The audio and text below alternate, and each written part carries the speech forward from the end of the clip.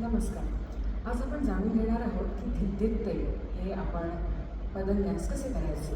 आता धिद्दित तै तसं म्हणायला गेलं तर सोपं वाटतं ज्यांना डान्स येतो. जे डान्ससाठी न्यू आहे किंवा जे नॉन डान्सर्स आहेत त्यांच्यासाठी ही मूवमेंट डिफिकल्ट जाऊ शकते. तर धिद्दित तैमध्ये आपण काय करतो की आपण अंचित, मग स्टँड आणि मग परत स्टँड करतो. दुसऱ्या बाजूला अंचित, स्टँड आणि स्टँड करतो.